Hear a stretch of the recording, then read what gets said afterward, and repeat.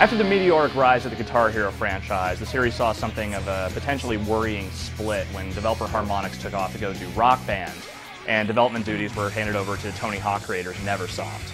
That might sound like a really bad thing, but it seems like Neversoft really got the hang of things pretty quickly. Guitar Hero 3 is, by all accounts, Guitar Hero. It is everything you've come to expect from the series, with some new mode additions that maybe aren't quite so great, but the core gameplay is still really awesome, if also really, really hard.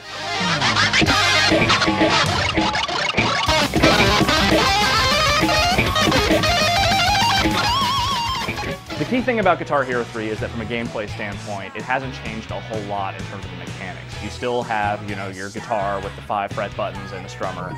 You're still trying to hit the notes in time. There are some little subtle differences, like the fact that the game will actually track your note streaks as you play, and the hammer-ons and pull-offs are a little bit easier this time around. But otherwise, there's no real major gameplay difference apart from the fact that the songs are just a lot harder than they were in any previous Guitar Hero game. Part of it is the song selection, which definitely goes to the well with a lot more of the heavy metal and just like really fast stuff. There's also just a lot more emphasis on 3-button chords and just really complex patterns with the notes and solos and whatnot. And then there's the Dragon Force song, which is just completely insane.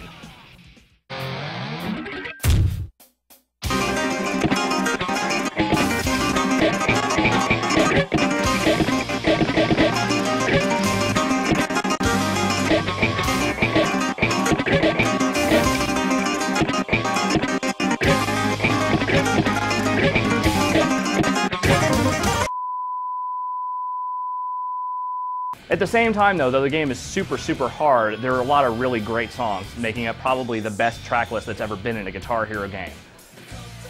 The game uses the same sort of basic career progression as the previous Guitar Hero sequels, though at the same time they've added in these little animated cutscenes that kind of try and give a bit of context to the whole thing, but not really so much, they're just kind of there.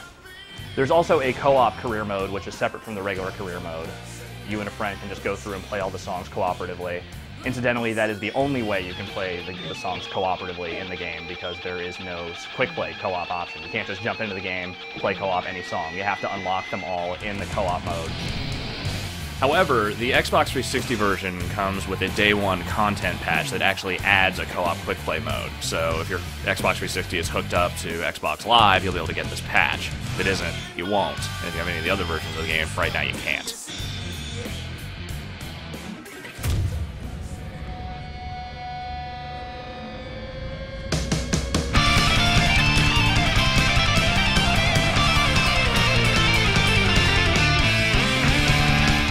One addition to the game that is not so great is the addition of Battle Mode.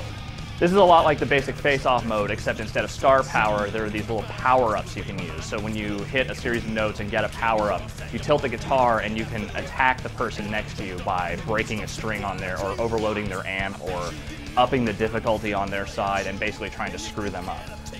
It's an interesting idea, but it doesn't work very well. The problem is that most matches will probably end within 20 to 30 seconds because the other person won't be able to recover fast enough.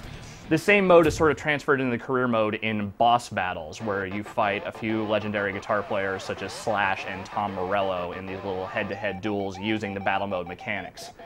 A considerably better addition to the series is online play. The Xbox 360, PS3, and Wii versions are all online. You can just jump into basic matches. And on Wii and 360, you can go up against your friends as well, but unfortunately the PS3 version does not have any sort of friends list feature whatsoever.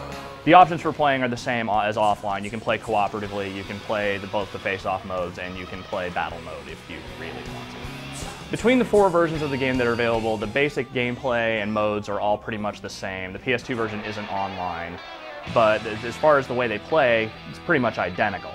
The Xbox 360 version of the game does come with a new wireless guitar bundle. It's a lot like the old 360 guitar controller, except it's shaped a little bit differently, better strap design, whammy bar works better, buttons feel better, so if you want an upgrade over the Guitar Hero 2 controller, it's not a bad way to go with this. The PlayStation 3 version uses basically the same guitar controller, only it uses a little dongle you have to plug in to get the wireless to work. Otherwise, it's functionally the same guitar, and since there are no other options on the PlayStation 3, since the first time the game has appeared on that platform, you should probably get the bundle. PlayStation 2 version also uses the dongle, and it does come with a new guitar bundle. Unless you really want a wireless guitar on the PS2, you probably don't need to go with the bundle on that one, just because the guitar doesn't really feel much better than the old PS2 guitars, apart from the fact that it's wireless. The Wii guitar is perhaps the most interesting one in that it uses the Wii remote for all the tilt functionality. You actually plug the thing into a little wire in the back of the guitar, snap it up, and you can see the Wii remote like inside the guitar. Also, while you're playing, if you miss notes, like the little sounds will come out of the speaker on the Wii remote, and it actually rumbles when you're in star power. The thing about Guitar Hero 3 is that while it is still a hell of a lot of fun, it's not necessarily the best starting point for the series if you've never played one of these games before. The extreme difficulty of the game on Hard and Expert makes it very geared toward the people who've already played a bunch of Guitar Hero, already know how to do these insane solos, and have a pretty good handle on the mechanics. At the same time, the game is still great fun. It's got a long and fantastic track list, and it's still one of the better party games out there.